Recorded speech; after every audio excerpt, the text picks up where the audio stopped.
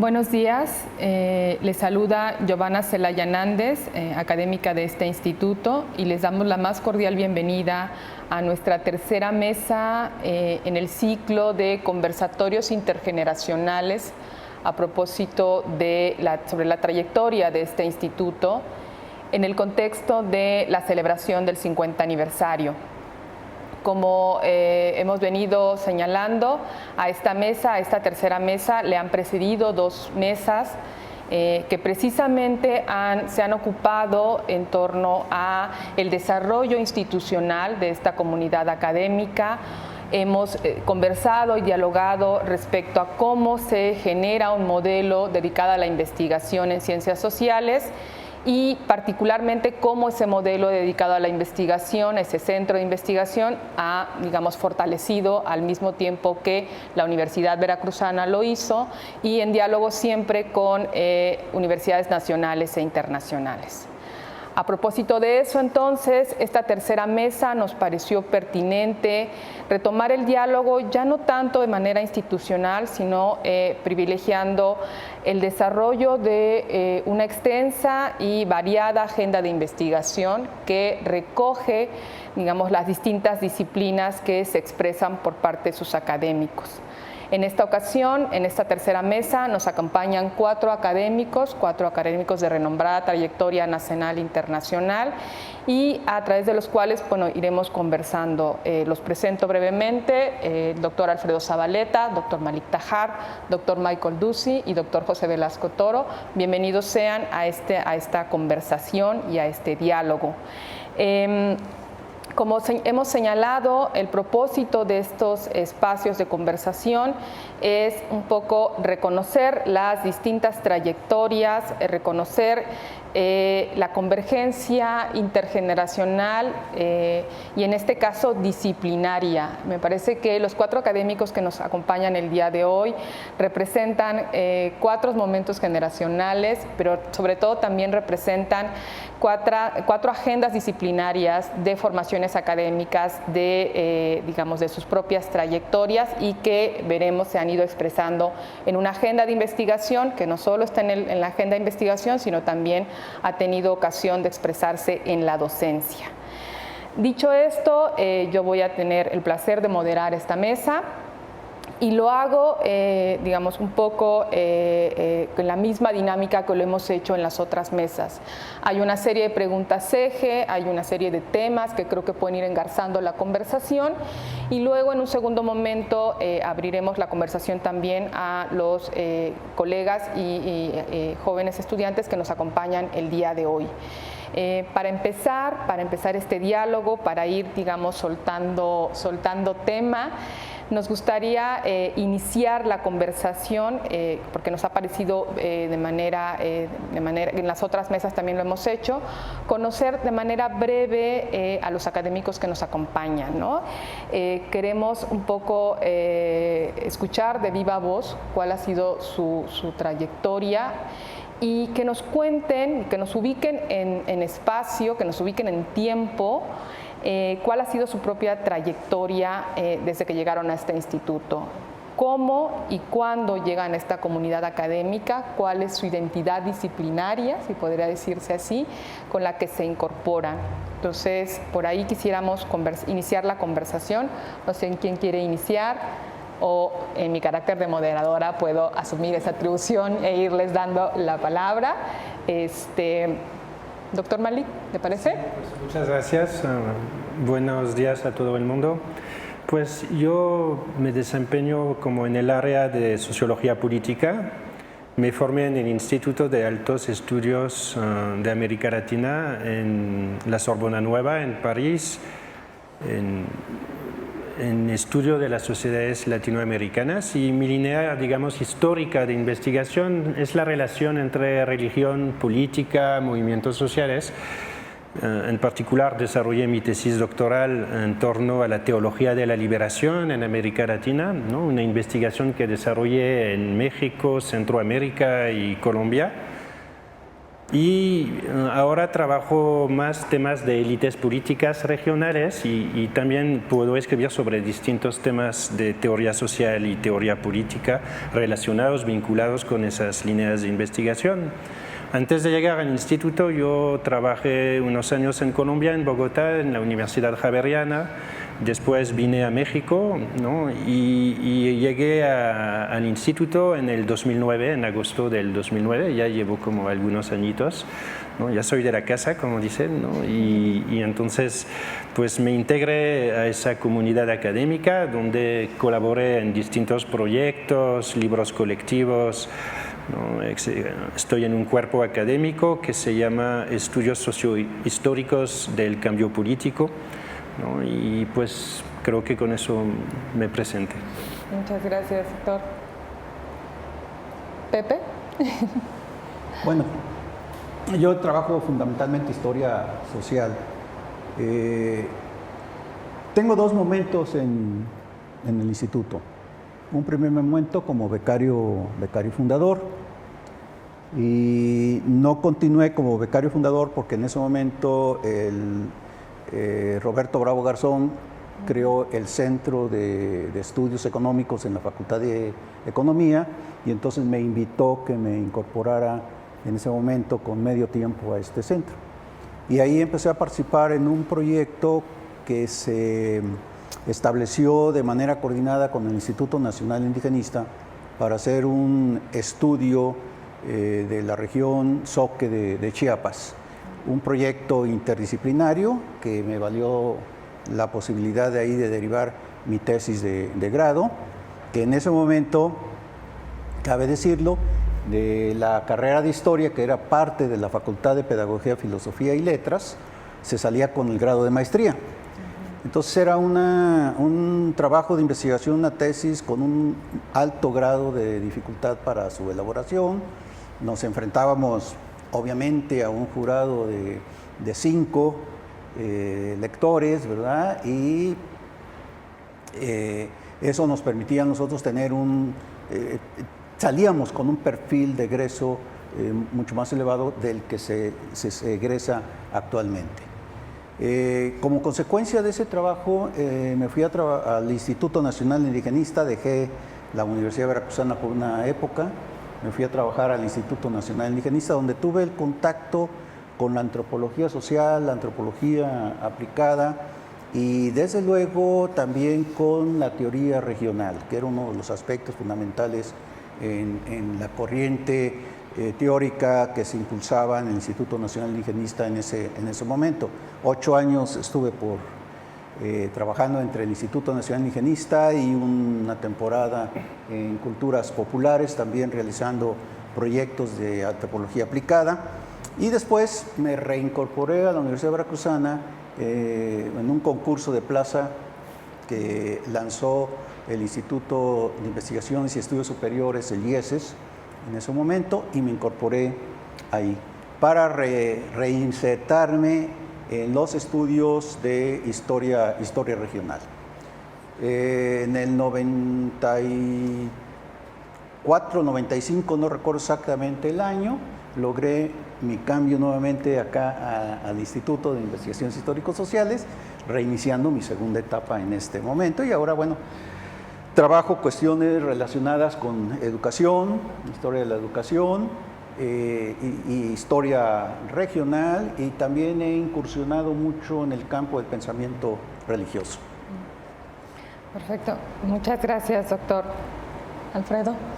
Me incorporé al instituto en el 2000. En esos días eran temas obligados la crisis, la reconstrucción o el abandono del marxismo como un paradigma de las ciencias sociales. Mi trabajo había consistido en una crítica marxista a la teoría del poder de Michel Foucault y en una genealogía del sistema policíaco en Veracruz hecha con base en documentos de archivos, leyes, decretos, bandos de policía. Mis primeras 2 publicaciones, la militarización de la seguridad pública en México y la seguridad pública y la participación ciudadana en Veracruz, eran dos observaciones acerca de un proceso que desde entonces no ha dejado de consolidarse hasta la fecha como un mecanismo de reproducción de capitales que pone en riesgo las libertades democráticas. Pienso que ese punto de partida me ha permitido el diálogo interdisciplinario con colegas, historiadores, antropólogos y sociólogos en mis cursos de posgrado, donde trabajo epistemología y metodología aplicada, y particularmente en la línea de investigación que he compartido con formidables colegas a propósito de temas de sociedad civil, democratización, reforma policial, de la justicia penal y recientemente participación de jóvenes en condiciones de vulnerabilidad. Perfecto. Muchas gracias, doctor. Doctor Michael. Bueno, pues yo me formé en Estados Unidos como historiador. Básicamente soy historiador social. Y bueno, mi formación en Estados Unidos es también como historiador social. Yo trabajé en la licenciatura con varios maestros de historia social, ¿no? Y yo creo que una de las cosas que sobresale en ese momento es la integración de las ciencias sociales con la historia, ¿no? Así que desde el comienzo, pues siempre he trabajado temas donde mis maestros se preocupaban por utilizar los métodos y técnicas de las ciencias sociales para entender el pasado, ¿no?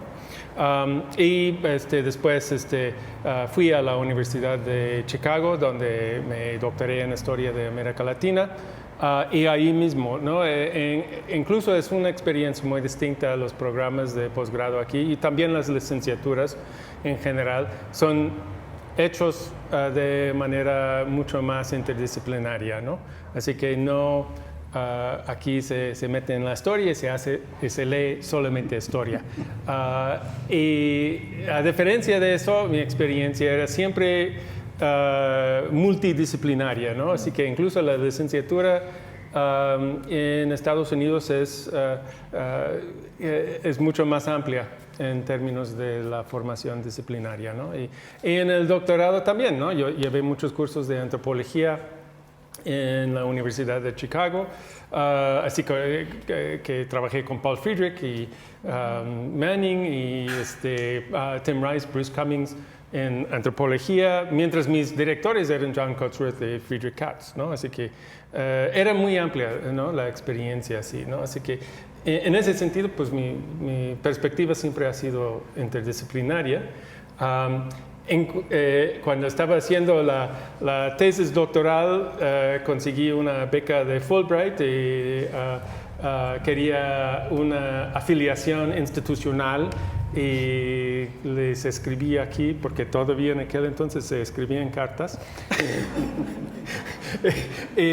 solicitando afiliarme con el instituto, pues como un becario invitado, supongo que sería la categoría, ¿no?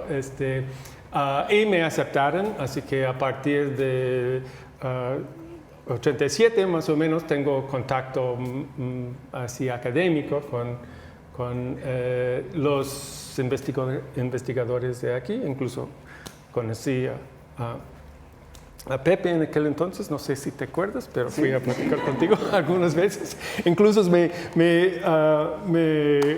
apoyaste con un documento de como 25 páginas de citas bibliográficas, así que muchas gracias. Todavía no he logrado leer todos en la lista, pero fue muy útil para la búsqueda. No, e incluso pues empecé un diálogo con la gente aquí, con David Skerik también, Carmen Blázquez, en aquel entonces, ¿no? Así que después terminé mi doctorado, conseguí un trabajo en la Universidad de Colorado, y ahí trabajé 15 años, más o menos. En ese tiempo venía aquí a México, trabajé en temas de la historia de Veracruz, así que pues esta era mi casa de visita aquí en Jalapa, ¿no? Así que muchos veranos estuve aquí rondando los pasillos de aquí.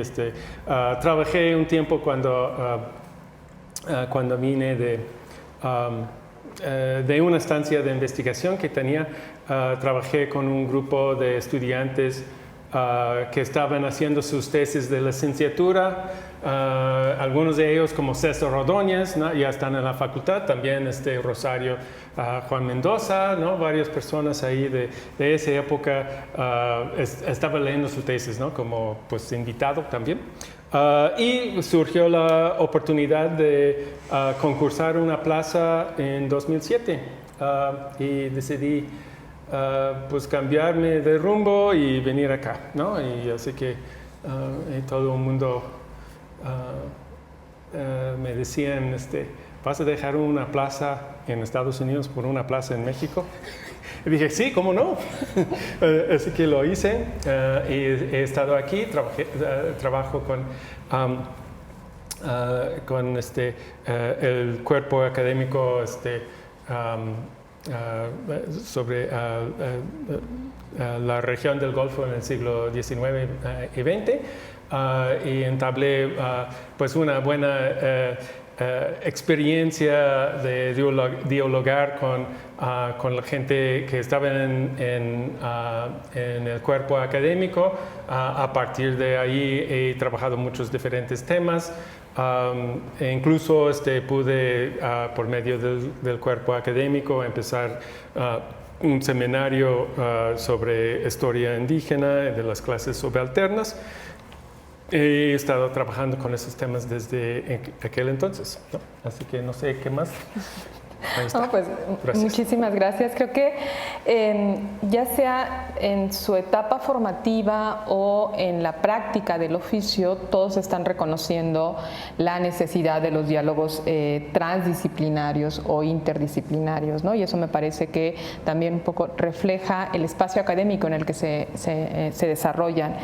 Precisamente del reconocimiento de sus trayectorias y de la agenda de investigación que empiezan a desarrollar cuando se incorporan al instituto, me gustaría, digamos, que empezáramos a dialogar respecto a cómo se da la relación entre agendas de investigación y modelos institucionales.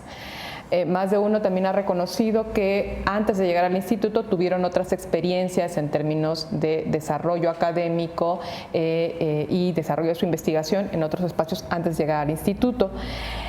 Nosotros estamos en un espacio acá dedicado a la investigación en ciencias sociales, en el sentido amplio del tema, que al menos desde su fundación y quizá hasta la década de los 90 privilegió siempre la investigación. La docencia se incorpora, digamos, hasta la década de los 90 con el primer programa de doctorado. Entonces quisiera situarme un poco ahí, en esa etapa, digamos, donde se privilegia, donde se tiene, digamos, un peso significativo de la investigación. ¿Cómo ha sido su experiencia en ese momento? ¿Cómo es el desarrollo de esta parte institucional? Por supuesto, me pregunto por sus propias experiencias, pero también por cómo ven la experiencia de otros académicos, ¿no? De otras instituciones, sobre cómo se da este desarrollo. Al final lo que estamos buscando es que en principio todos desarrollamos investigación y qué mejor que tengamos condiciones institucionales para desarrollar esa investigación. ¿Cómo ha sido su experiencia en ese tema, ¿no? Para sus propios temas, sus agendas? ¿Quién quiere iniciar? Yo puedo empezar. Bueno, adelante. Es que precisamente hay un contraste porque en mi caso trabajé en dos otras universidades y las dos veces en facultades de ciencias políticas, ¿no? Y la segunda vez en un instituto de ciencias humanas, ¿no? Y sociales, pero donde todo está bien separado, ¿no? Es decir, cada disciplina tenía su propio espacio, sus propios programas y nosotros nos dedicábamos a la ciencia política o a la sociología política y había muy poco diálogo, ¿no? entre los ámbitos. Me acuerdo que incluso en ese momento yo intenté desarrollar un proyecto transdisciplinario sobre el tema de redes. Y fue difícil porque no había mucha apertura a ese diálogo transdisciplinario, ¿no? Entonces, mi experiencia previa es una experiencia, digamos, de estar en una facultad muy enfocada a una disciplina, ¿no? Lo que caracteriza el instituto de antemano es ser un espacio pluridisciplinario, por definición. ¿no?, históricos sociales, lo cual implica un diálogo entre historia y ciencias sociales, pero también entre las distintas disciplinas de las ciencias sociales. Y institucionalmente eso está totalmente asumido. Está asumido en primer lugar con los cuerpos académicos, ¿no? O sea, los cuerpos académicos aquí suelen tener una composición pluridisciplinaria. Por ejemplo, en nuestro caso, pues somos 2 sociólogos políticos y un historiador. Y de hecho nuestras investigaciones, pues, en conjunto, pero también individuales, siempre implican, cuando se trata de sociología política, una perspectiva histórica, ¿no? En mi caso, trabajar élites políticas, cambio político, me obliga a ponerlo en perspectiva histórica, a hacer la génesis, la genealogía, ¿no?, de esas, la génesis más bien de esas élites, ¿no?, del campo político veracruzano en ese caso. Teología de la liberación era un trabajo sobre los años 50, 60, 70, que de hecho ampliaba la perspectiva hacia atrás, ¿no? Entonces siempre integra esa perspectiva histórica a mis propias investigaciones, y aquí se refleja en la estructura institucional. Entonces, primero en los cuerpos académicos, pero por supuesto en los programas educativos que se vinculan con nuestras investigaciones, con la investigación en general. Cada programa, el programa de maestría en ciencias sociales, el doctorado en historia y estudios regionales, ahora el doctorado en ciencias sociales, que es el último programa, y el que se está ahora también diseñando, en el que yo estoy involucrado, de una maestría en espacio, territorio y paisaje. Todos tienen una perspectiva pluridisciplinaria e implican un diálogo tanto entre historia y ciencias sociales como interno a las distintas disciplinas de las ciencias sociales. Entonces el instituto, por su misma estructuración, por su misma vocación, por desarrollar programas institucionales o educativos o de investigación que son pluridisciplinarios, es un espacio pluridisciplinario, ¿no?, por sí mismo, ¿no? Obviamente eso implica un esfuerzo de cada quien, un esfuerzo de diálogo, un esfuerzo de cooperación, ¿no? También cuando uno se involucra en ese tipo de proyectos pluridisciplinarios tiene que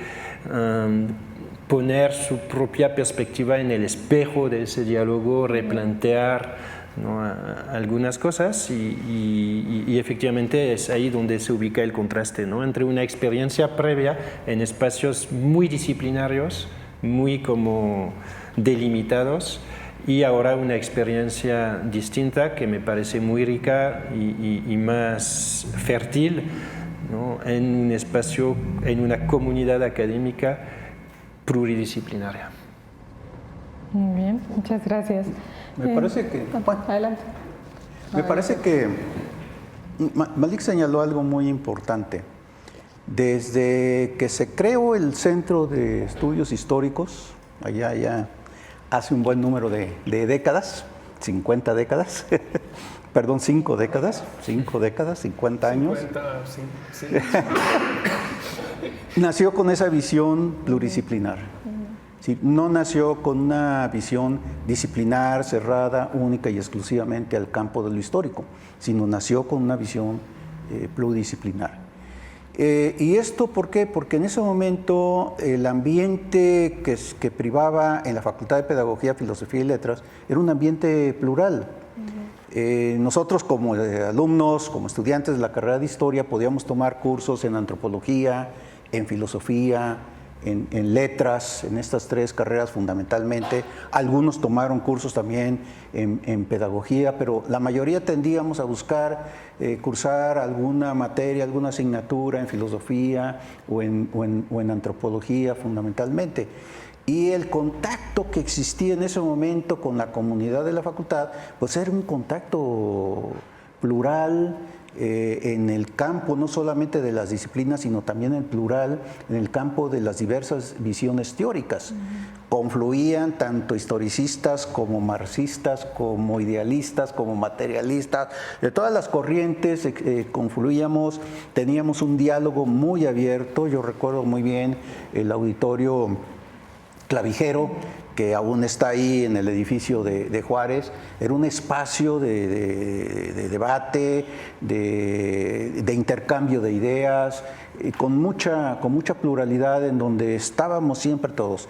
¿Qué fue lo que pasó cuando se fragmenta esta facultad y las carreras se convierten en facultades? Se fragmentaron, se separaron, y a pesar de que se está en un propio espacio, no hay una interrelación, no hay un diálogo entre sociología, historia, antropología, filosofía, letras. Es decir, cada quien está en su propio nicho. Sin embargo, aquí en el instituto ocurre lo contrario. Aquí en el instituto llegan desde el principio, ¿no? Empezaron a llegar a incorporarse del campo de la economía, del campo de la sociología, de la historia misma, del campo de la antropología también se empezaron a incorporar, y eso me parece que le da una riqueza y una característica única al instituto en este sentido. Ahora, con respecto al posgrado, llega el momento en que se percibe que es necesario ya crear un programa de posgrado. Y curiosamente no se decide por una maestría, sino se decide por un doctorado, ¿no? Entonces se trabajó en eso. Un factor muy importante en la formación y en el diseño y en el desarrollo y el enfoque del doctorado fue la incorporación de Joaquín González. Joaquín González se incorpora en un programa de repatriación de CONACYT. Él se encontraba en la Universidad de Varsovia. Yo lo conocí en un congreso en Cuba. Después estuve yendo, él, a raíz de ese contacto que tuvimos con él y con Andrés Denbich, que era el director en ese momento del Centro de Estudios Latinoamericanos de la Universidad de Varsovia, empiezo a ir a los eventos sobre desarrollo regional que organizaba Andrés, y se estrechó mucho los lazos con Joaquín.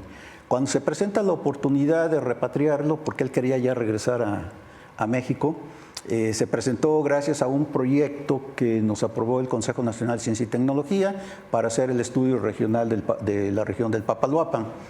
Y en ese contexto se presenta la coyuntura y se incorpora Joaquín acá al instituto en el programa de repatriación. Gracias a él se empezó a trabajar en el diseño del programa de doctorado, ¿no? Es un homenaje que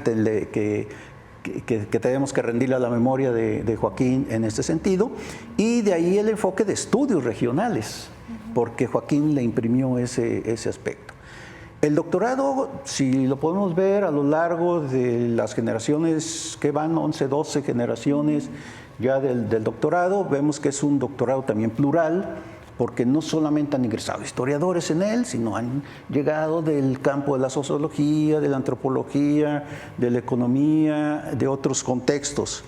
Y luego los cuerpos académicos, como lo señala Malik, también son cuerpos que tienen una conformación plural en ese sentido. El cuerpo al que pertenezco, Historia y Cultura, por ejemplo, se ha mantenido muy contacto estrecho con la Facultad de Antropología, con otros campos, y actualmente estamos trabajando, se dirán, bueno, ¿y cómo? Con neuroetología, es decir, con el campo de las neurociencias. Estamos ya incursionando en un análisis, ¿verdad?, sobre diversos aspectos y problemas del conocimiento desde la perspectiva neuroetológica, antropológica e histórica. Entonces, esa apertura que se da también radica fundamentalmente, no fundamentalmente, sino tiene un componente importante en la influencia y en las diversas experiencias, creo yo, de los académicos que integramos el Instituto de Investigaciones Histórico-Sociales, que hemos tenido contacto con otras disciplinas, experiencias con otros ámbitos académicos, científicos, que hemos tenido contacto con la aplicación del conocimiento en proyectos de desarrollo comunitario, de desarrollo social, que hemos tenido también una experiencia muy larga también de trabajo de campo, no solamente de archivo, sino que somos historiadores que nos vinculamos también al trabajo de campo, ¿verdad? Y eso me parece que le da esa riqueza importante al instituto. Muy sugerente porque, digamos, nos permite retomar pensarlo transdisciplinario más allá de la agenda de investigación, sino incorporar lo institucional a través de la formación de cuerpos académicos, pero también el tema de la formación en programas de posgrado, ¿no? Doctor, lectura. En retrospectiva, con la relativa distancia que me permite ser parte de la segunda generación de investigadores del instituto, puedo decir que nosotros somos herederos de un programa de investigación histórico regional que no es resultado de un diálogo de saberes disciplinarios en un sentido de filosofía de la ciencia o epistemológico, sino más bien resultado de un trabajo intensivo de fuentes primarias, de archivos, de seminarios, de consultas informales, a veces discretas, no reconocidas públicamente, porque siempre las conversaciones fueron muy selectivas y estaban determinadas por los objetos de investigación de esa primera generación de investigadores. La revisión de las publicaciones virtuales del instituto vía el repositorio o directamente desde las plataformas de esta nos permiten identificar un programa que siempre autorreflexiona acerca de cómo periodizar los tiempos de media y larga duración, de cómo construir regiones en el territorio veracruzano a propósito de múltiples clases y actores, dos conceptos que creo que dan cuenta de las preocupaciones de esta primera generación de investigadores. Y me gustaría enfatizar particularmente algunas líneas de investigación de este programa que muestran ese carácter interdisciplinario. El primero de Adriana Naveda acerca de esclavos, de cimarrones, de alzados, de reunidos en Palenque, los mecanismos de persecución y control social en la región de Córdoba, que me parece un trabajo muy significativo y representativo de ese primer ciclo, pero también el trabajo de colonos franceses, de migrantes, de rancheros, de David Esquerrit, mediante el cual reflexiona acerca de cómo operacionalizar algunos conceptos de la historia económica marxista a propósito de las características del concepto clave de su trabajo, que es el de rancheros, como pequeños propietarios, que explica en parte lo que acontece en la región centro de Veracruz y particularmente en Martínez de la Torre, Jicaltepec, San Rafael. Una tercera línea de trabajo sobre sindicalismo independiente de electricistas, petroleros, por decir algo, que en su momento daba cuenta de la efervescencia del movimiento social y particularmente los discursos marxistas de clase de esa época. Y finalmente el trabajo sobre rutas comerciales, comerciantes industriales en el 19 y principios del 20. Estas cuatro líneas de investigación nos permiten identificar por lo menos dos polos de intercambio disciplinario. Uno de historia económica en su versión liberal o marxista, con la antropología, particularmente en el análisis de lo religioso, y otra de historia y ciencia política, que en su conjunto mantienen latente una oposición que va a dar lugar a nuevas líneas de investigación que recuperamos los investigadores de la segunda generación del instituto, que es la oposición entre darle la palabra a los dominados, a los subalternos, o bien investigar, y lo digo de esa manera, investigar cuáles son los discursos y las prácticas de las clases dominantes. Evidentemente, en ese primer ciclo, a propósito de lo que acontecía en el escenario mundial y regional, no hay una reflexión acabada acerca de por qué dejamos de hablar de clases sociales y comenzamos a hablar de actores, de ciudadanos, pero ese es el síntoma de que el programa de investigación que heredamos se está diversificando por especialización y lamentablemente esa especialización impidió que nos leyéramos puntualmente, que estábamos trabajando en las diferentes líneas de investigación, a pesar de que, insisto, continuamos en la segunda generación dialogando acerca de cómo hacer posible investigación interdisciplinaria, recuperando esa herencia de la primera generación de investigadores del instituto. Me ha parecido pues, muy sugerente la idea de pues, empezar a ubicarnos en términos generacionales la producción de conocimiento. y también, digamos, esa producción de conocimiento en respuesta al contexto en el que se están desarrollando, y sobre eso quisiera abundar más adelante. Por último, pero no menos importante, doctor Michael. Sí, mira, bueno, hay varios temas que han tocado, primero pensando en mi experiencia de haber trabajado en universidades norteamericanas. Aquí hay pues mucho más trabajo colaborativo, ¿no? Para empezar, ¿no? Allá, como buenos liberales que son, cada quien a su casa, a trabajar solo, y también, bueno, en el contexto de la universidad donde yo trabajaba, pues yo era el único especialista en América Latina en el departamento, así que también, pues la verdad, así que no era tan fácil dialogar con mis colegas ahí, e incluso en el departamento de ciencia política, pues ya se pasó de moda el estudio de áreas, como lo llaman allá, ¿no? El estudio de América Latina ya se pasó de moda, ¿no? Ya estaba resuelto la Guerra Fría, así que ya no nos interesaba tanto eso de los otros países, ¿no? Así que como que era un poco más, mucho más individualista el tipo de trabajo, ¿no? Yo creo que es tu experiencia de cierta manera también.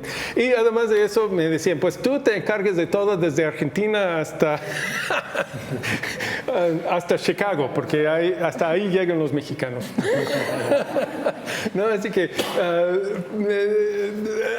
el gran cambio aquí fue incorporarme en una universidad donde hay mucho intercambio, que gente que viene con diferentes perspectivas, y no solamente dentro de los cuerpos académicos, pero en el instituto mismo.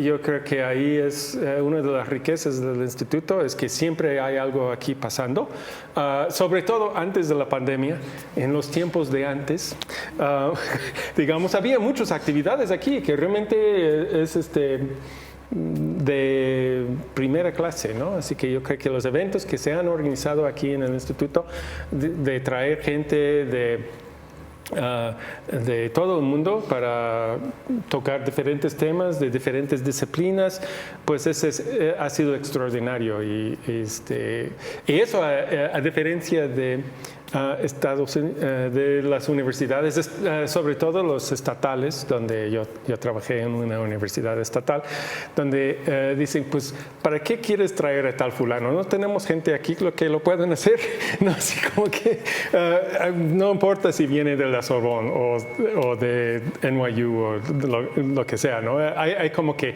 pues no hay dinero, ¿no? Para eso no hay dinero, ¿no? Así que tienen una gran fortuna aquí de poder establecer esos nexos.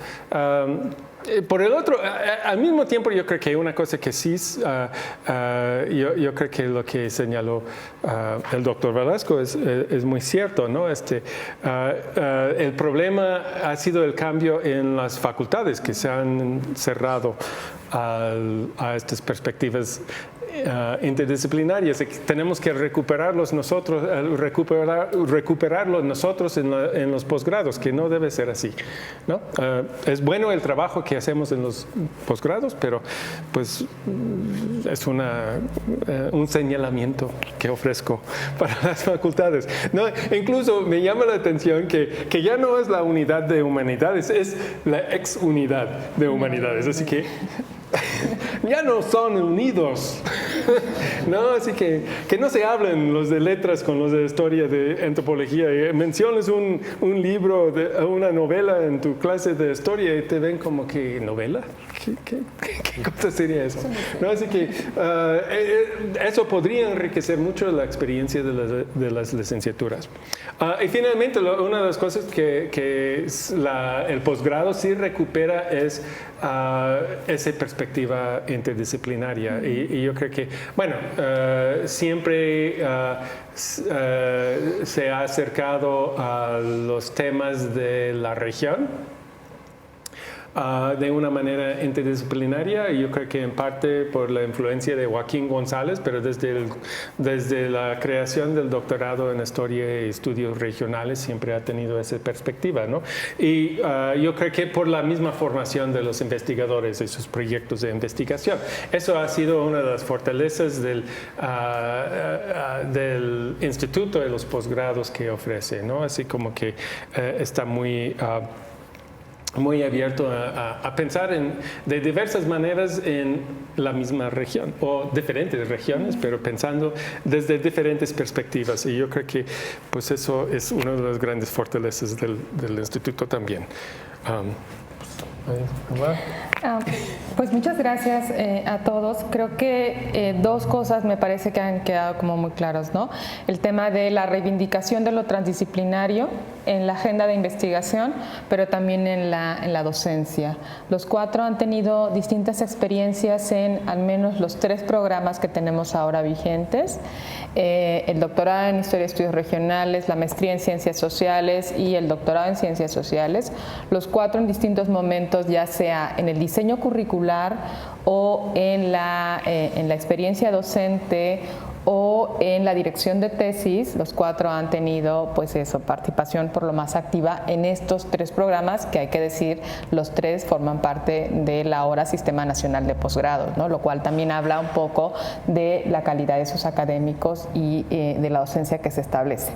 A partir justo de eso, pues me gustaría escuchar sus opiniones sobre los retos que representa enseñar en esa dinámica. Si, como han señalado, lo que está pasando en facultades es la distinción de disciplinas y cada vez la mayor especialización en disciplinas en distintas facultades, pero al mismo tiempo en este instituto lo que se busca es, digamos, la recuperación de lo transdisciplinario, porque además es un signo de identidad de este espacio de investigación. ¿Cuáles son los retos que esto representa enseñar? Es decir, como cuando nos llegan estudiantes de distintas disciplinas que vienen y que están tratando al mismo tiempo en el posgrado obtener una nueva identidad académica, porque al final uno sale con su posgrado, en principio, con una nueva identidad académica. ¿Cómo se hace? ¿Cuáles son los retos que les ha representado, ¿no? Bueno, antes de entrar a los retos, quiero señalar en esta interdisciplinaridad del instituto. Se mencionó en la primera mesa la influencia que tuvo el instituto en la formación de la carrera de sociología, pero no se mencionó que también tuvo una influencia en la formación de la carrera de geografía y también en la formación y creación del Centro de Cultura, del Centro de Estudios de la Cultura. Es decir, el instituto no solamente ha trabajado hacia el interior, hacia el exterior, sino que también ha sido, digamos, que semilla de la cual se han derivado otras dependencias académicas importantes. Pero con respecto a esto, a tu pregunta sobre los retos, me parece que hay 2 momentos importantes que hay que reflexionar. Un primer momento es cómo incorporar las nuevas visiones historiográficas al campo del historiador, o al campo en general, ¿no?, de las disciplinas de las ciencias sociales y de las humanísticas. Si observamos al interior de nuestra universidad, no voy a hablar de otras universidades, sino si observamos al interior de nuestra universidad, estamos y seguimos formando egresados con una visión del siglo XX. Con teorías que están, algunas de ellas, emergiendo ya en este siglo XXI, pero donde fundamentalmente las experiencias educativas están más ancladas a visiones del siglo XX. Quienes estamos impartiendo clases nos formamos en el siglo XX y por lo tanto tendemos a esa visión. Sin embargo, ya estamos en el siglo XXI. Los retos y los problemas del siglo XXI son muy diferentes a los retos y a los problemas que se vivieron en el siglo XXI.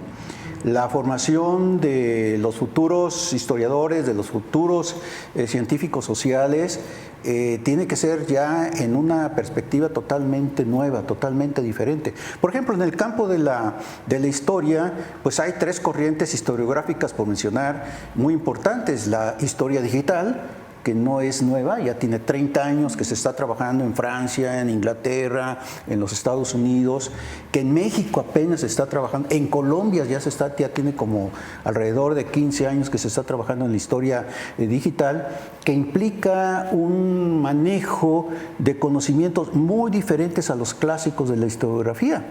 Ya implica meterse a la informática, al Big Data, implica meterse a la ciencia de datos, pero implica un aspecto muy importante, que el historiador sepa trabajar en colaboración, en equipos, ya no de manera individual.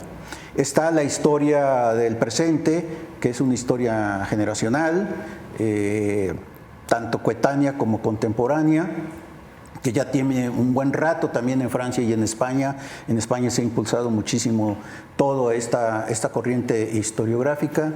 Está la gran historia del todo, ¿verdad?, que está impulsándose sobre todo desde la visión inglesa y norteamericana, en donde ya se incorpora un concepto de historia donde ya no es antropocéntrica, es decir, ya no es el ser humano el centro de la historia, sino que ahora es la visión es la vida en la historia, y que arranca en una perspectiva histórica desde el Big Bang hasta nuestros días, en donde ya hay una incorporación, obviamente, del conocimiento que están generando las ciencias históricas, ya no se llaman naturales, sino ciencias históricas como la biología, la astronomía, la cosmología, la genética, ¿verdad? Porque son ciencias que trabajan sobre información del pasado. Y por lo tanto ahora se les da esa categoría de ciencias históricas, ¿no? La geografía misma, la geología también, en donde se están incorporando una visión muy diferente de la historia. Entonces, me parece que el reto en lo futuro, no solamente de un instituto como este, sino el reto de las universidades en el campo de las ciencias sociales, en el campo de las humanidades, es cambiar la visión de los perfiles de egreso. Porque tenemos que formar a los historiadores, a los sociólogos, a los antropólogos, a los geógrafos del siglo XXI. Y ellos, cuando estén en el año 2050, van a ver hacia atrás y van a ver problemas muy diferentes a los que quienes nos formamos en el siglo XX veíamos hacia atrás. Cambio climático, desertificación, migraciones climáticas, un desmedido aceleramiento del crecimiento demográfico, agotamiento de recursos naturales, conflictos por tierras raras como el litio y otras más que son necesarias para el desarrollo de la actual tecnología. Es decir, el avance de la robótica, de la mecanización, de la inteligencia artificial, obviamente está ya desplazando actividades manuales, pero también está empezando a desplazar actividades cognitivas intelectuales importantes. Es decir, por ejemplo, en el campo de la contabilidad y la administración, la inteligencia artificial está ocupando espacios muy importantes, ¿no? Es decir, ahora si queremos hacer nuestra declaración de impuestos, entramos a una plataforma. Ya no requerimos de un contador, ¿no?, sino manejar la plataforma y hacer una declaración de impuestos. Y obviamente hay reseñadores de deportes que son inteligencias artificiales, es decir, se están desplazando. Muchos de los campos que antes requerían de una mano de obra, ahora se requiere de un capital cognitivo, de un conocimiento. Por lo tanto, me parece que habría que abrir un campo de reflexión acerca del perfil del futuro científico-social y del futuro humanista. Y bueno, desde mi perspectiva como historiador, el perfil del futuro historiador. Hay una economista, no recuerdo en este momento su nombre, pero ella dice, estamos formando a los economistas del siglo XXI con visiones del siglo XX basadas en teorías del siglo XIX. Y ya no debe de ser así, ¿no? Ese me parece que es el gran reto que tenemos enfrente. Me parece, los retos entonces están no solamente en cómo enseñamos, sino en reconocer a quién estamos enseñando y formando, ¿no? Sí, pues mire, Efectivamente hay una actualización necesaria, ¿no?, de la enseñanza y de la investigación. Al mismo tiempo es asombroso ver cómo a veces los debates del siglo XXI, que parecen plantear problemas nuevos, encontramos un eco de esos debates en el siglo XIX e incluso anteriormente, ¿no? O sea, pienso, por ejemplo, en el campo de la acción colectiva, ¿no? O sea, muchos de los problemas que se plantean concretamente a la acción colectiva y que ya están vinculados con nuevas teorías o nuevos debates que son más propios de la actualidad, ¿no?, donde hay toda una literatura muy reciente. Al mismo tiempo, uno se sorprende, se asombra de ver que se reproducen problemáticas que no son del todo nuevas, ¿no? Entonces creo que hay una tensión entre la actualización, pero también la conciencia de que no todo cambia, ¿no?, sino que hay ciertas continuidades y constancias en las problemáticas, y eso también es un aspecto interesante, ¿no? En lo que concierne también lo que dijo el doctor Velasco, me parece importante mencionar que existe una historia del presente y que muchas de las investigaciones que hacemos en el campo de las ciencias sociales o de las otras disciplinas de las ciencias sociales están como centradas en procesos pasados. Entonces la distinción no es tanto presente-pasado, en realidad son más tradiciones disciplinarias, intelectuales, incluso cuando se trata de escuelas que ya tenían un enfoque pluridisciplinario. Pienso en la Escuela de los Anales, por ejemplo, que ya integraba, ¿no?, un enfoque pluridisciplinario en la historia. Son más como cuestiones de tradiciones intelectuales, efectivamente, ¿no?, teóricas, pero también de metodologías. Y es ahí donde retomaría lo que dijo Alfredo sobre el hecho que necesitaríamos una reflexión epistemológica más profundizada, ¿no?, sobre lo que implica como ese desenclave disciplinario, esa apertura al diálogo pluridisciplinario, ¿no? Entonces, ya para contestar a la pregunta concreta, ¿no?, sobre qué reto representar, ¿no?, dar clases, ¿no?, en programas pluridisciplinarios, por definición. Pienso en la maestría en ciencias sociales, donde yo he dado más a menudo clases, ¿no?, aunque también ahora doy bastante en el doctorado en ciencias sociales, más que en historia y estudios regionales, ¿no? Yo voy a dar un caso concreto. Se da una materia de teoría social en la maestría en ciencias sociales, ¿no? Y esa materia de teoría social que se da en el primer semestre desde hace muchos años y que yo he tenido el privilegio de dar desde hace muchos años en ese programa educativo. Al inicio, a veces el reproche que se le hacía a la teoría social que se enseñaba es que más que una teoría social era una teoría sociológica.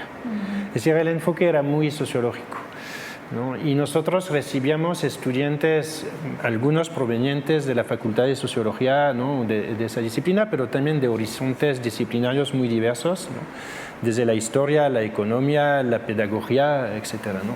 Y entonces, bueno, había un gran déficit de formación en ese ámbito, ¿no? O sea, digo, grandes contrastes. Los sociólogos conocían ya a Durkheim, Max Weber, etcétera, los clásicos de la disciplina, y otros los estaban descubriendo y no tenían un conocimiento muy preciso. Pero se le hacía esa crítica, ¿no?, de que era una teoría social muy enfocada al campo de la sociología, y la teoría social obviamente no se reduce a la teoría sociológica, es pluridisciplinaria precisamente, ¿no? Y entonces, cuando se actualizó el programa, en la última vez que se hizo, nos planteamos ese problema y decidimos sentarnos 4 investigadores de distintas disciplinas para reescribir la asignatura e integrar otras perspectivas, ¿no?, o que eran de otras disciplinas como la geografía, la historia, la antropología, o que ya de por sí eran pluridisciplinarias, ¿no?, eran transversales a distintas disciplinas, ¿no? Y nos sentamos y reelaboramos el programa para darle esa orientación más claramente pluridisciplinaria. Y hasta llegamos a invitarnos recíprocamente, ¿no? Es decir, si yo en mi programa tengo una parte muy histórica, pues invito a un historiador muy conocedor de esos temas o de esas corrientes teóricas, ¿no?, y viceversa. Entonces, creo que ese diálogo que existe en los cuerpos académicos y más allá de los cuerpos académicos, en los proyectos, en la investigación, hemos tratado de vincularlo con la docencia y hemos hecho un esfuerzo importante en los últimos años para precisamente desenclavar los programas, las asignaturas y realmente asumir concretamente lo que implica un programa pluridisciplinario que tiene ingresados de múltiples horizontes, ¿no? Y que tiene que tomar en cuenta esa pluralidad. Digamos, a nivel institucional hay una demanda por parte de la universidad que nos dice que cada cierto tiempo tenemos que revisar y evaluar los programas. Pero es que a veces sucede también que las generaciones cambian mucho más rápido de lo que nosotros quisiéramos o de lo que los programas a veces quieren en términos de revisión, ¿no? Y de ahí la llamada de atención constante a reconocer estos perfiles y la complejidad de los perfiles que nos están llegando en términos de a estos ahora ya 3 posgrados, ¿no? Alfredo. A propósito de los retos, pienso que como comunidad de investigadores tenemos acuerdos mínimos acerca de una historia del presente de la sociedad veracruzana, independientemente que en un sentido historiográfico enfaticemos la mediana o la larga duración de esos procesos y no abordemos necesariamente la actualidad para responder la pregunta de cómo hemos llegado a ser lo que somos a partir de ese conjunto de discontinuidades del pasado. O bien que lo hagamos como sociólogos antropólogos que historizamos solamente procesos porque no tenemos el entrenamiento para hacer un trabajo sistemático, metódico de archivos, que esa es una virtud de la primera generación de investigadores. En esas circunstancias creo que requerimos en principio recuperar algunos objetos de conocimiento que fueron registrados en algunas de las publicaciones de esa primera generación de investigadores, pero que no volvieron a tocarse, como temas de la conquista, la vida colonial o ciertos ciclos de la vida colonial, porque hubo demasiado énfasis ya en las partes finales de en el siglo XVIII, o bien pensar cómo articular las experiencias acumuladas de las distintas generaciones en torno a la construcción de objetos, porque yo pienso que una agenda multidisciplinaria en el instituto no puede instituirse por decreto. Es decir, de hoy en adelante vamos a intercambiar criterios teóricos y metodológicos y todos estamos obligados a hacer. Entonces yo creo que vamos a continuar con esos intercambios más discretos, más silenciosos, cotidianos, determinados por nuestras necesidades de investigación. Creo que en este caso sí requerimos realizar un trabajo de recuperación de cuáles fueron las preguntas que quedaron pendientes de las líneas de investigación pasadas. Había preguntas muy sugerentes, por ejemplo, me viene a la mente una que formula Adriana, que dice: ¿por qué no fue utilizado el trabajo esclavo en las plantaciones de tabaco? Y atisba una respuesta, pero está allí una posibilidad de continuar la reflexión.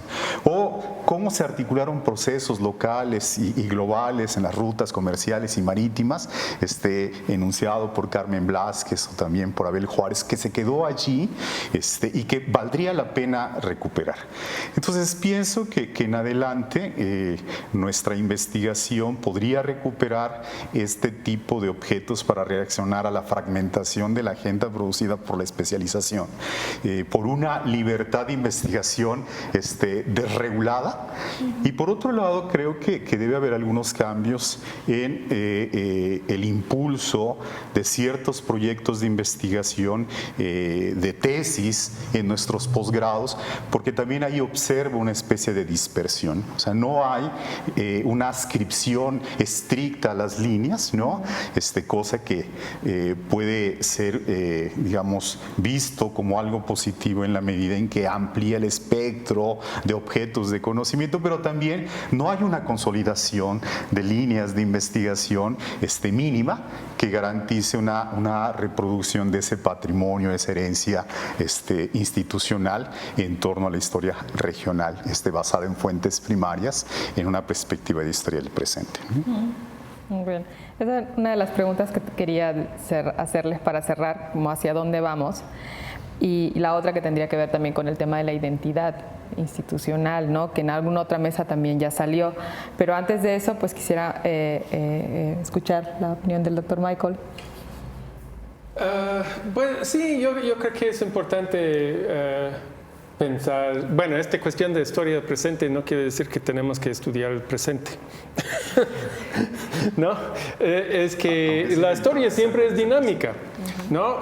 Las preocupaciones, lo que está pasando ahora, tiene que nos permite renovar la historia de lo que hacemos, ¿no? Hablando como historiador. Yo creo que son distintas las preguntas que hacemos acerca del siglo XIX que lo que se hacía hace 20 años o hace 40 años o hasta... ¿No? ¿No? Así que lo que pasa es que no es como que tenemos que comprar el proceso de la semana pasada de analizar los temas, ¿no? De ahí, ¿no? Es como que es una cuestión de cómo pensamos otra vez en tiempos de larga duración. Y ahora estamos viendo efectos de decisiones que fueron tomados hace 50, 60, 100 años, ¿no? Así que tenemos que, ¿no? Yo creo que así es una perspectiva que hay que tomar en cuenta cuando uno piensa en lo que queremos decir con la historia del presente, ¿no? Y yo creo que eso pues es lo que quisiera agregar a ese tema, pero ¿qué más? Ya ni me acuerdo. La docencia, pues somos todos buenos docentes. Pero no, bueno, yo creo que una de las cosas de la docencia es que uno tiene que reformarse cada vez que enseñes un curso, ¿no? A menos que hay maestros que en donde yo trabajaba en la Universidad de Colorado había una maestra que su especialidad era la Unión Soviética y Europa del Este. Realmente la Unión Soviética, porque se quejaba cada vez que alguien le preguntaba algo de Polonia. ¿No? Así que era especialista en la Unión Soviética y desde luego, ¿no? Cuando cayó la Unión Soviética, pues le provocó un problema, ¿no?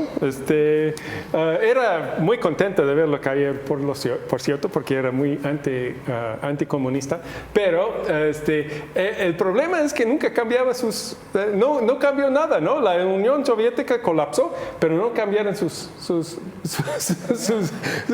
notas, ¿no? Ella era una de esas maestras que llegaba y dictaba conferencia, ¿no? Y literalmente yo veía sus notas, no habían todos amarillos de hace 20 años. No, así que hay maestros así, pero si uno es un buen docente, tienes que cambiar la manera en que enseñas cada vez, ¿no? Así que la oportunidad de docencia, y por eso es importante la relación entre docencia e investigación, es que te permite, tienes que decir, pues tengo que incorporar este nuevo libro, tengo que incorporar estos nuevos artículos, ¿no? Si no, pues es lo mismo, ¿no? Así que uno tiene que renovarse y la docencia es lo que nos permite hacer eso, ¿no? Yo creo que no es solamente, muchas veces se hablan de que la investigación informa a la docencia, pero no es así. Muchas veces es la docencia que nos informa a nosotros, ¿no? Además, si uno está metido en su proyecto de investigación, está así, ¿no? Estás leyendo solamente sobre tu tema,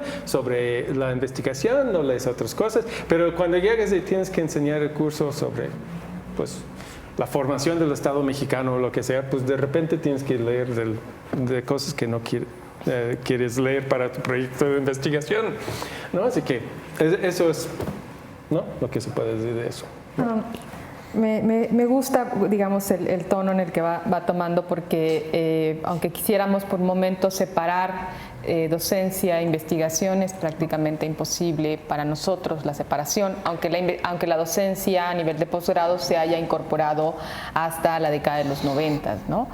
En ese sentido, una última pregunta que quisiera lanzarles antes de escuchar a los asistentes, por si tienen algún otro cuestionamiento, es un poco cómo ven, digamos, decían, ¿no? Ustedes representan distintos momentos generacionales, conocieron al instituto en algunos casos antes ya de su adscripción, digamos, formal, o tuvieron conocimiento del instituto por académicos que salieron y que en otro momento y conocieron al instituto.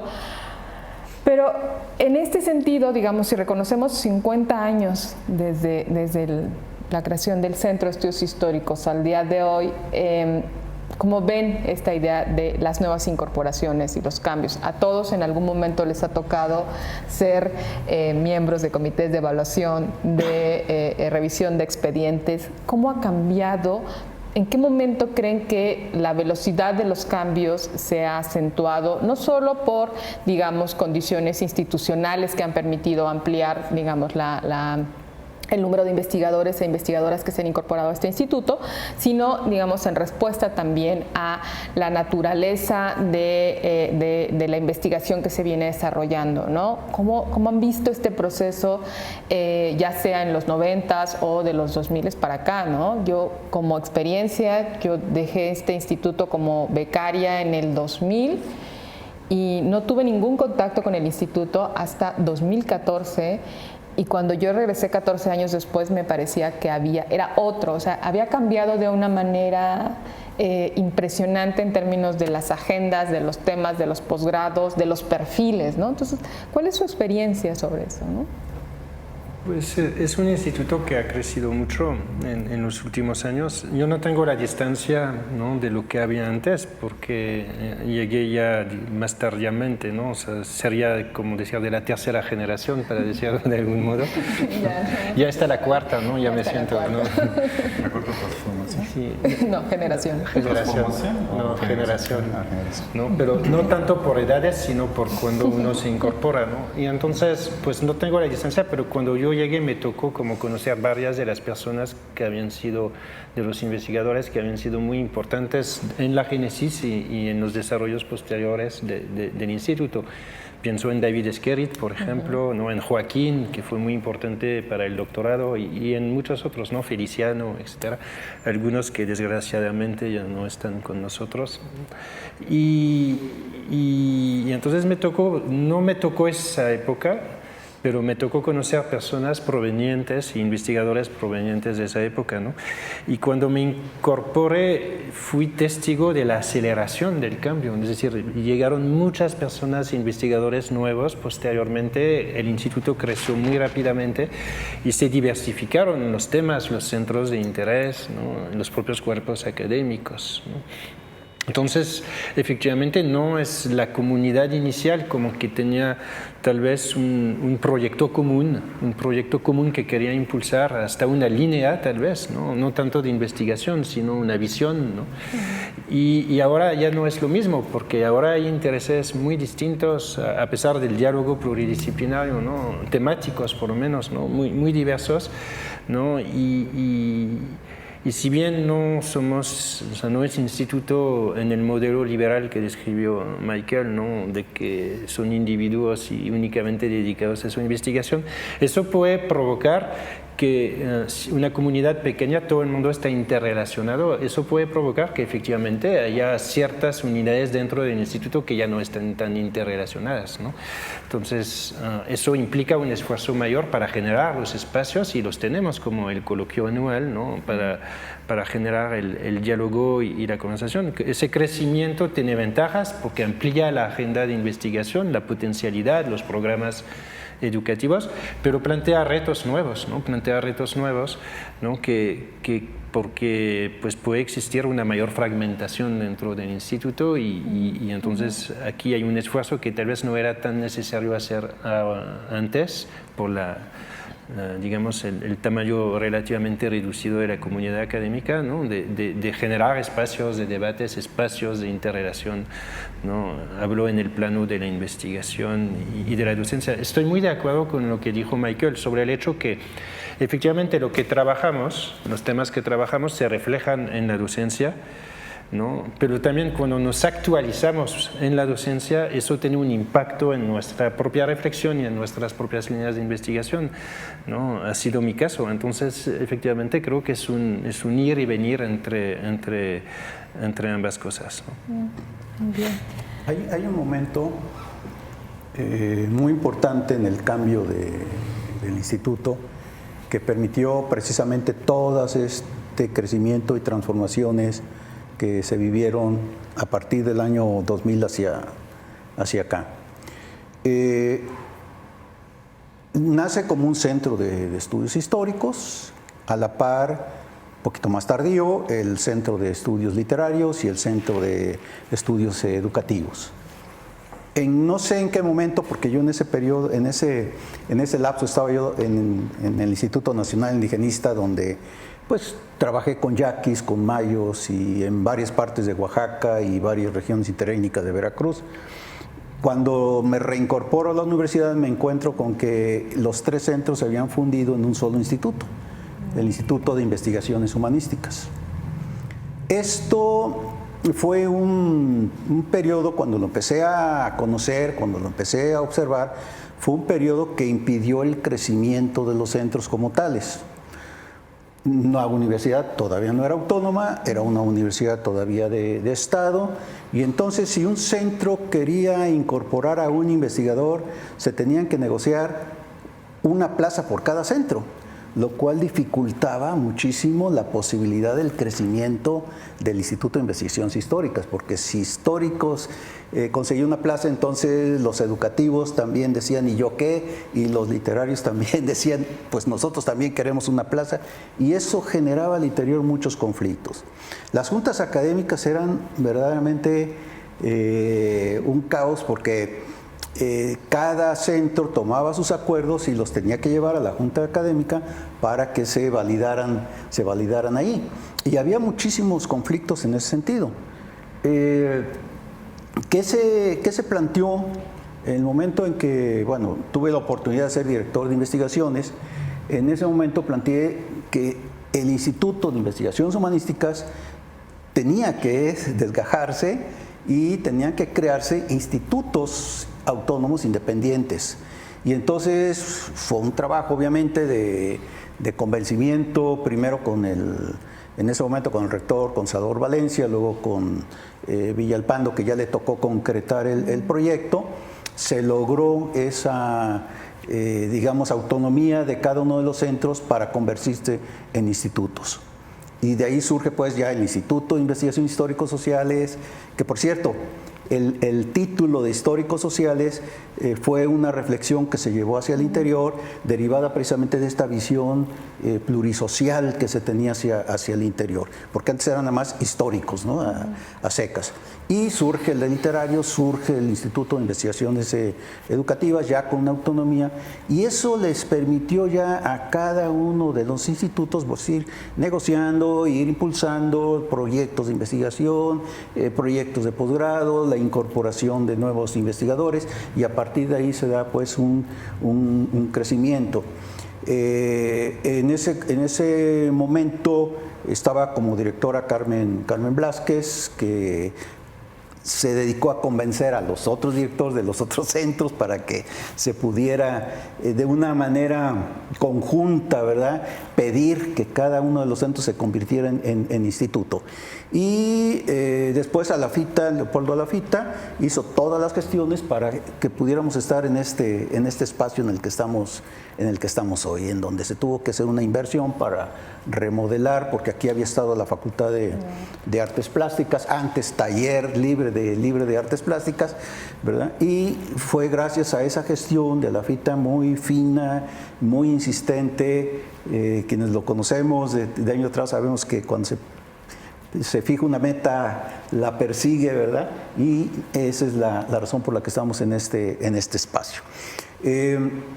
Entonces, si no se hubiera dado esa autonomía de cada uno de los centros, el crecimiento hubiera sido muy difícil, muy complicado, muy disímbulo hacia el interior de cada uno de los centros, y quién sabe si subsistiría para ese momento un instituto de investigaciones humanísticas. De ahí pues la importancia también, ¿no?, de que un instituto tenga no solamente sus propios espacios, sino también sus propias dinámicas en el contexto de lo administrativo hacia el interior de la universidad. La autonomía de la universidad, bueno, nos dio una enorme posibilidad porque se incorporaron proyectos federales, como estos de CONACYT, de repatriación, de retención de investigadores, que coadyuvaron, ¿verdad?, al crecimiento del instituto. Digamos, hay pues el instituto está inserto en una dinámica institucional de la universidad, es decir, hay un tema de proyectos y hay espacios dedicados a la consolidación, dedicados a la investigación, que es algo que también permanece siempre en el espíritu de la universidad, ¿no? Seguir apostando por la investigación a través de distintos mecanismos. Alfredo, ¿cómo has visto los cambios?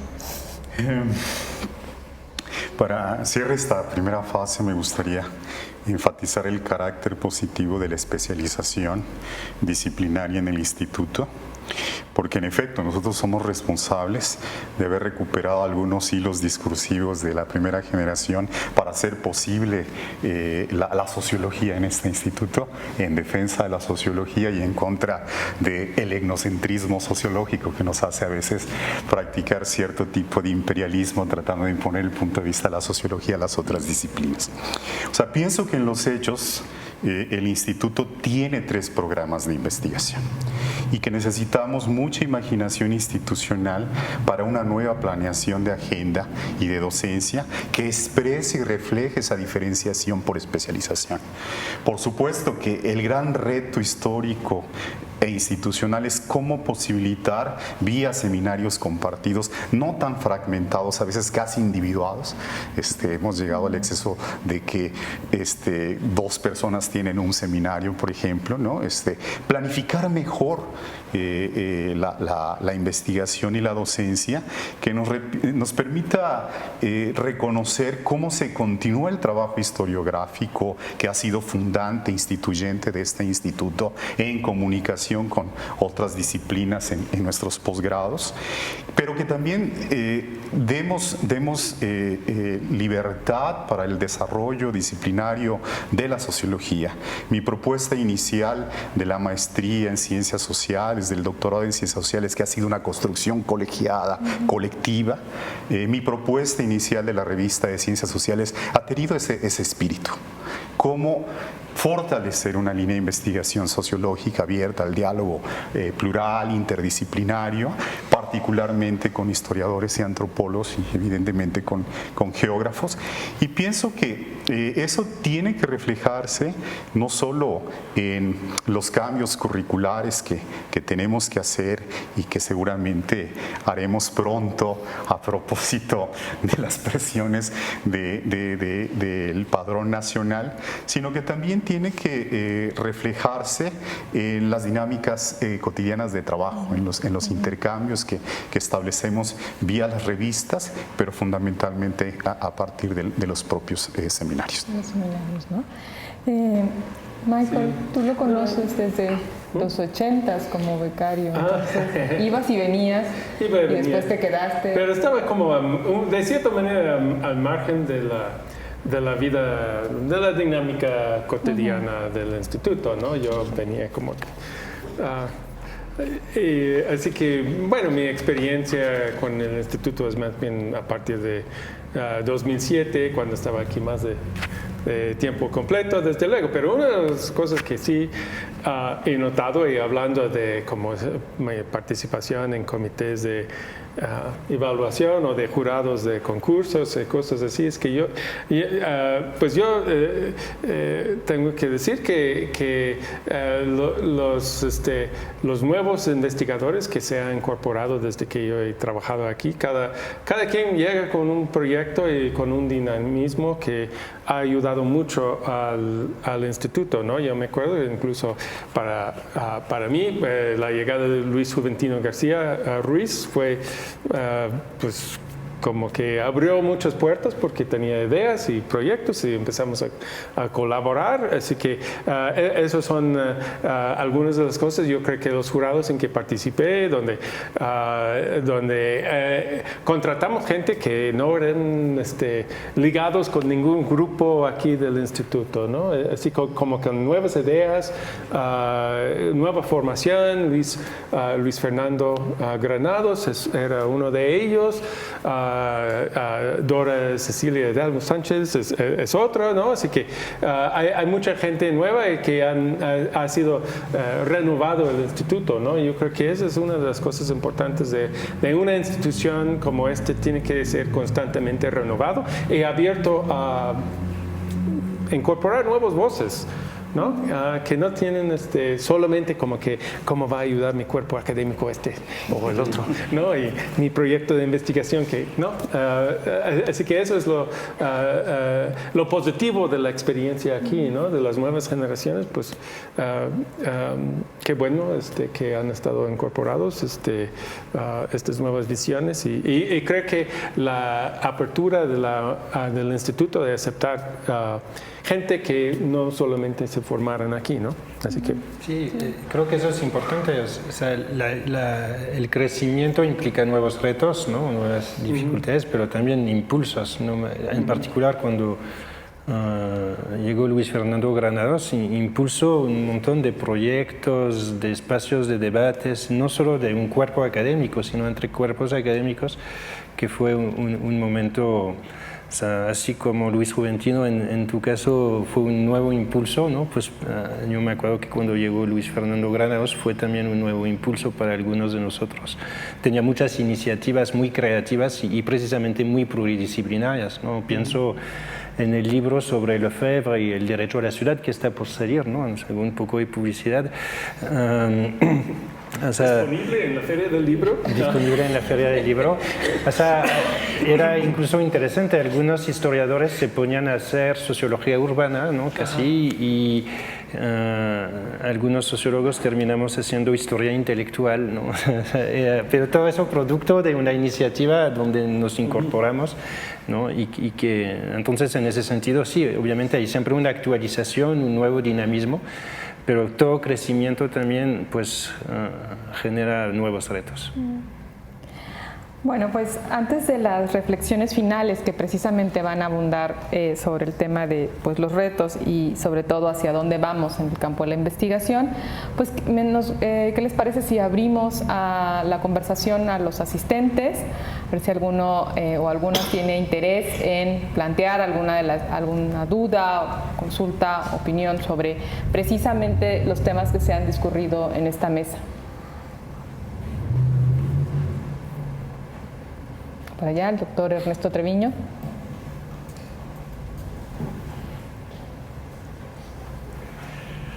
Buenos días a todos y a todas. Me pongo de pie para efectos de la grabación. Me da mucho gusto escucharlos y estar aquí en el auditorio pues casi lleno. Ha sido un gusto saber de sus agendas de investigación, de sus trayectorias. Yo quiero atender un par de temas que han quedado un poquito fuera, pero que quisiera escuchar sus reflexiones, retomando los propios elementos que ustedes nos han dado. Uno de los elementos ha sido el concepto de agenda de investigación, ¿no? Para mí la agenda de investigación generalmente es una intersección entre las grandes tendencias institucionales, que pueden ser internas o externas, con los propios intereses individuales que uno va congeniando con los pares con los que dialogamos, ¿no?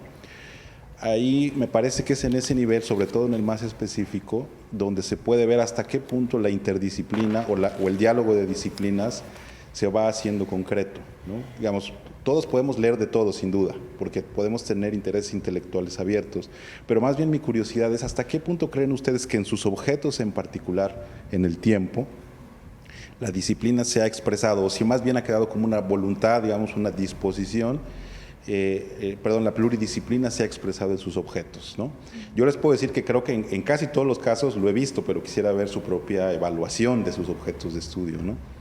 La otra reflexión que quisiera escuchar de ustedes es, haciendo referencia a lo que José Velasco señalaba, esta periodización, cuando reflexionábamos sobre cómo organizar, digamos, este espacio de reflexión sobre los 50 años, notamos que entre el 71, con 2 investigadores, un coordinador y 5 becarios, el 92, que había 10 investigadores, al 2022, que hay 34 investigadores, ¿no? El instituto ha tenido un crecimiento exponencial, ¿no? Pero uno de los factores es paradójicamente externo, que son las políticas nacionales, científicas, que intentan trazar un campo de acción, diría Michel Foucault, ¿no? Gubernamentalizar la acción, el campo de acción de los académicos. Y mientras algunos académicos han intentado seguir con cierto grado de disciplina, otros van navegando esas políticas buscando un mayor grado de libertad. Entonces, mi pregunta concreta sería, ¿cómo evalúan, si la expresión les cae bien, ¿no?, esta dinámica de políticas externas hacia sus agendas particulares de investigación ha empezado mucho, ha empezado poco, es un mal con el que hay que lidiar. ¿Cómo lo ven ustedes, ¿no? Gracias. Muchas gracias. ¿Les parece si recogemos un par más y luego damos la palabra? ¿Alguien más que esté interesado o interesada en conversar con la mesa? Sí, adelante. Ana. Sí, como. A ver si puedo. Sí, Marcela Falcó, para servirles. Hace un buen tiempo también se ofrecían doctorados, en este caso de España, ¿no? A cargo de Sergio Telles, que también fue una labor muy interesante aquí del instituto. No recuerdo, me anoté, pero no me recuerdo porque no lo cursé, el nombre del doctorado. Por otro lado, ustedes, el instituto, me parece como un espacio de posibilidad para los tiempos actuales, para la historia presente terrible que tenemos a la cara, que es esta transformación curricular de la educación en México. Terrible, ¿sí? Y yo creo que más que nunca ahora ustedes tienen esa gran responsabilidad de responder con todos sus conocimientos, con toda su buena voluntad a esto que se nos avecina y que realmente pues yo no le veo ni pies ni cabeza. Entonces, pues eso es lo que quiero decir, los admiro a todos. Dos han sido mis maestros, mi colega Zabaleta. Y bueno, gracias. Muchas gracias. ¿Alguien más que quiera compartir con la mesa reflexiones o dudas? Bueno, pues si les parece, tratamos de responder estas observaciones. Al programa de doctorado que se refería es al del País Vasco de Historia Contemporánea, que en un momento se ofreció aquí en el instituto, ¿no? Para lo concreto de lo pluridisciplinario, obviamente hay distintos grados de consolidación. Por ejemplo, veo que en la maestría en espacio, territorio y paisaje que se está diseñando y planteando, que podría ser una maestría en geografía, ¿no? O sea realmente toda la concepción del programa ha sido pluridisciplinaria y ha implicado un gran esfuerzo de cada uno y muchas tensiones, incluso en las discusiones, ¿no? Debido a las formaciones disciplinarias sobre temas muy concretos de asignaturas, ¿no? y de dibujo y de distribución, ¿no? De las distintas asignaturas. Por ejemplo, en nuestro cuerpo académico, donde tenemos dos sociólogos políticos que no trabajamos siempre temas muy actuales, a veces un poquito atrás, ¿no? Y un historiador que es de formación más un especialista del siglo XIX, ¿no? Juan Ortiz, y de las guerras, ¿no? O sea, cuando nos centramos en el tema del cambio político, o sea, nosotros historizamos, como dijo Alfredo, problemas del presente, y el historiador mira los problemas del pasado desde el presente, ¿no? Creo que es eso y eso implica un diálogo, porque finalmente esa idea de cambio político se problematiza no únicamente como algo nuevo, una discontinuidad de ahora, ¿no? Sino como algo que está en una perspectiva de más larga duración, ¿no? y que se vincula con el momento presente. Entonces todo eso implica ciertas reflexiones que se concretan en proyectos colectivos. Es muy claro que las políticas nacionales condicionan muchas cosas, ¿no? Porque estamos todos subordinados a ellas, ¿no? O sea, y condicionan todo, porque condicionan los programas, las becas, los recursos, ¿no? Existe siempre esa preocupación de responder a los criterios, de responder a los indicadores, ¿no? Del CONACYT, etcétera, ¿no? Y es inevitable, pues, si todos los países tienen políticas nacionales de investigación, ¿no? Aquí la cuestión es que no puede ser el único enfoque desde donde discutamos. Es muy importante que no perdamos la perspectiva de que nosotros somos los autores y los agentes de nuestras agendas de investigación, que no solamente se deducen de una visión desde arriba, desde el gobierno, sino también de los debates importantes académicos actuales y del compromiso que tenemos más que con a veces el gobierno con la sociedad, ¿no? Entonces, está esa tensión a atender políticas nacionales que nos condicionan, todos sabemos eso, ¿no? Pero también mantener una autonomía y una visión científica, académica, intelectual, que responda a intereses que nosotros, por el conocimiento precisamente, ¿no? Vemos desde debates, desde problematizaciones que a veces pueden ser excluidas, ignoradas, ¿no? de la agenda nacional, ¿no? Entonces es muy importante que no permitamos, ¿no? ser totalmente, únicamente obreros o ejecutores de políticas externas y que sepamos mantener un diálogo, un debate interno donde entre nosotros como comunidad académica definamos nuestras propias prioridades. ¿Alguien más que quiera compartir a propósito de la reflexión de Ernesto? Pues con respecto a lo que comentaba Ernesto, desde la perspectiva de mi cuerpo académico creo que percibimos dos momentos. Es decir, antes no eran cuerpos académicos, eran academias y no tenían la formalidad que después se vino al constituirse todo este programa de cuerpos académicos. Había mucho más flexibilidad en el desarrollo de las academias. En esta primera fase a mi academia, pues ahora cuerpo académico, nos benefició porque fue cuando empezamos a trabajar sobre historia regional fundamentalmente, de la cual se derivaron el proyecto de CONACYT.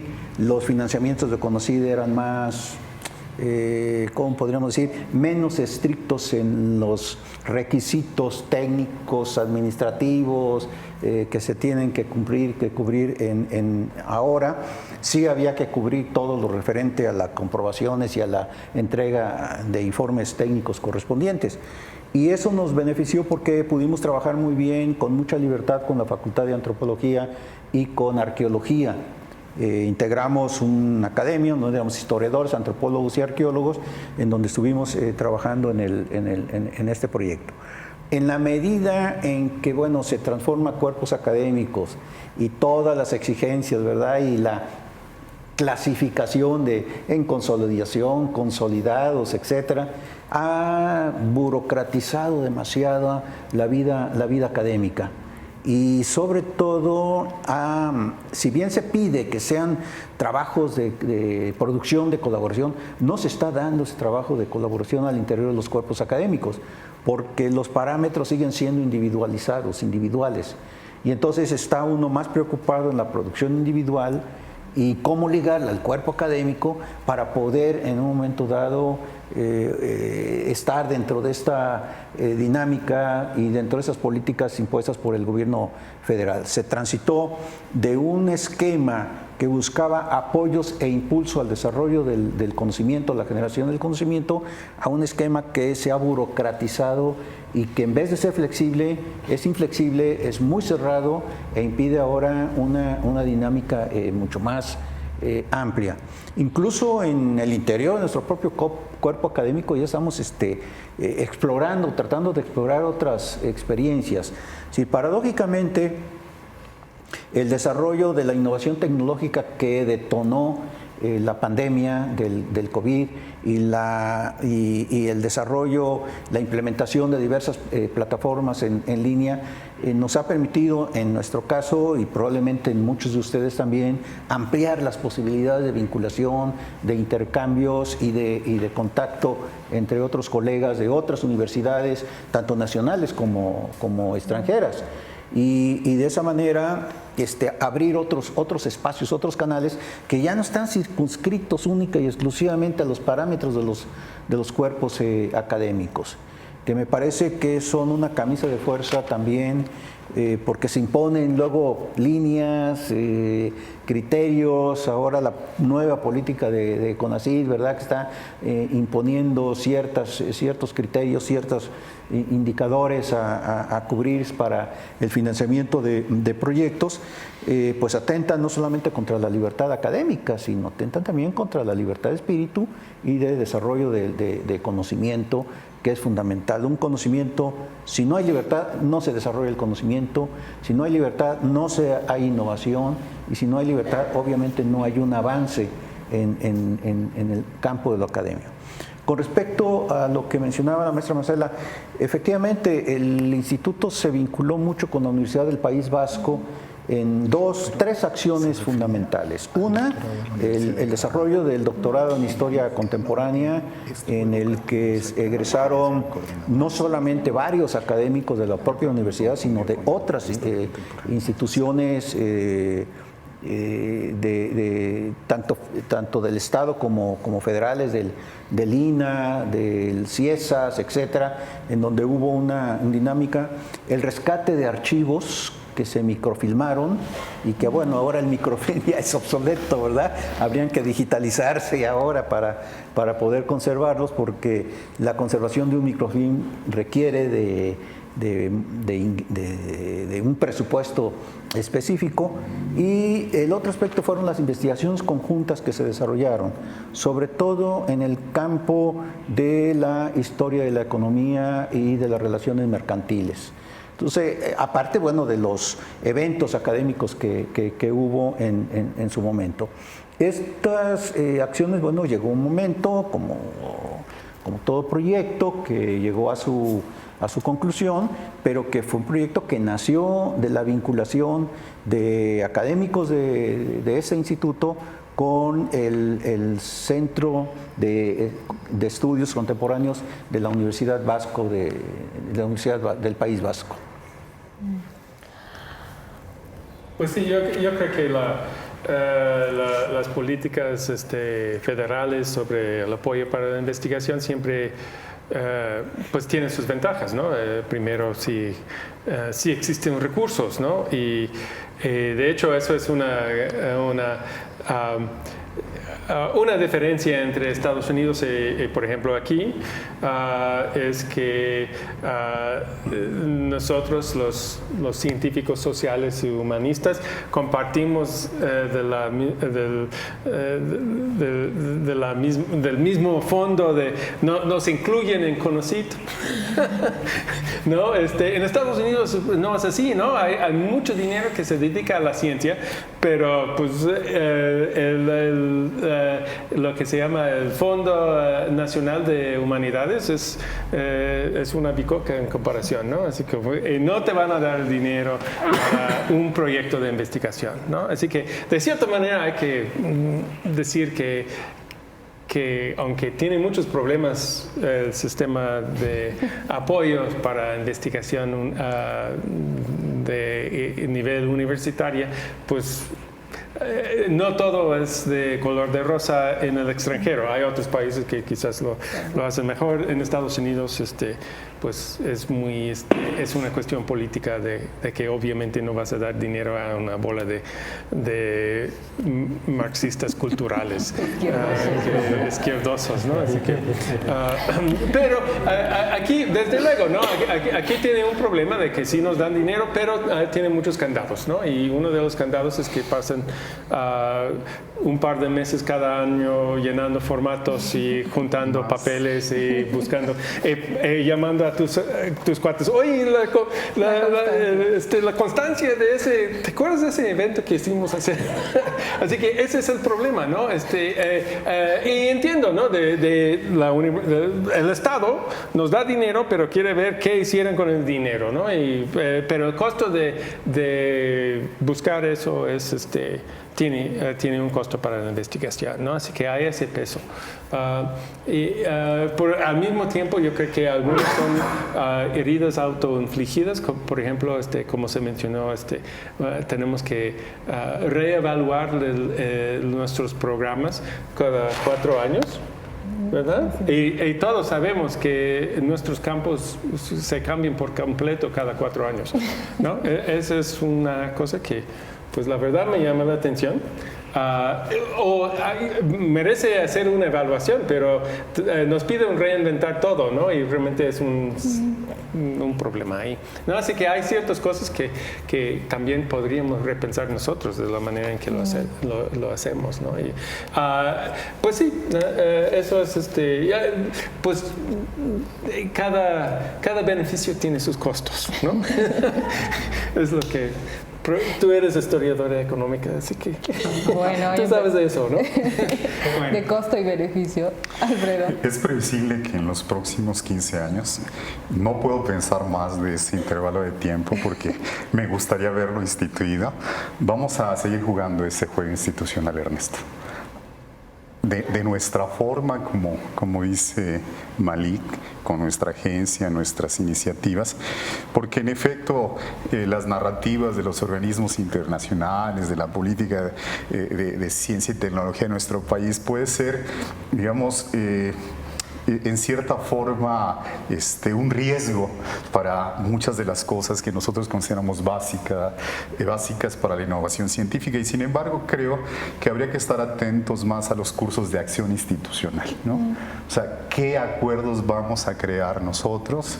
¿Qué disposiciones tenemos para sistematizar ciertas líneas básicas independientemente de la libertad de investigación? ¿Qué posibilidades de articulación de programas nos damos? Específicamente, desde hace algunos años hemos hablado de la posibilidad de integrar maestría y doctorado en un solo programa, como existe en otras universidades del país. Y pienso que al final es muy previsible que los nuevos integrantes del instituto, la cuarta generación, impulsen una dinámica de renovación disciplinaria, fortalecimiento de un tercer programa que yo veo con muy buenos ojos como parte de la pluralidad teórica del instituto, y creo que al final siempre habrá un punto de contacto respecto de ese programa de investigación original del cual todos somos herederos, que es de historia regional, independientemente de que lo acomodamos como historiadores, sociólogos, antropólogos o geógrafos, ¿no? Pues bueno, ha sido de verdad un placer conversar con ustedes. Ha sido una mesa que creo que ha discurrido por varios temas en los que se expresa la investigación. La investigación no es solo, digamos, el trabajo que podemos hacer en un archivo o en campo y luego la llevamos al cubículo y la reproducimos en un paper o en una conferencia o en un artículo. La investigación es muchas cosas más allá de nuestras propias agendas. Es retos institucionales, es docencia, es llenar papeles, buscar constancias, conocer la naturaleza de los programas, reconocer, digamos, los cambios en términos generacionales que significan nuevos estudiantes que vienen con sus propias preocupaciones, porque los estudiantes no vienen con preocupaciones nuestras, ellos traen sus propias preocupaciones y lo que hacemos nosotros es que adaptarlos. Creo que ese ha sido el objetivo de esta mesa, dialogar sobre las agendas de investigación desde las perspectivas transdisciplinarias que, como bien se señaló en las otras mesas y en esta particularmente, en sus inicios se reivindicó siempre eso, ¿no? Y que eventualmente en la década de los 90 la identidad de lo histórico-social se hizo presente en este instituto. Agradezco mucho a ustedes la conversación, a los asistentes y por último, los invitamos a nuestra próxima mesa que se va a celebrar el miércoles 11 de mayo a las 11 horas y que tendrá como tema precisamente de lo que ya hemos ido tocando acá, de cómo agendas de investigación están dialogando con las demandas sociales, ¿no? Cómo el trabajo que hacemos en Cubículo es resultado también de lo que está sucediendo en el campo, en el campo social, y eso me parece que va a ser una mesa que también podrá irse sin duda engarzando con los temas que ya hemos tratado aquí. En esa mesa estarán participando colegas de este instituto, los doctores Víctor Andrade, Carlos Garrido, Bárbara Valdés y Guadalupe Vargas Montero, y va a ser moderada por el doctor Ricardo Corzo. Así que los invitamos el próximo miércoles hasta las 11 de la mañana. Muchísimas gracias, ha sido un placer.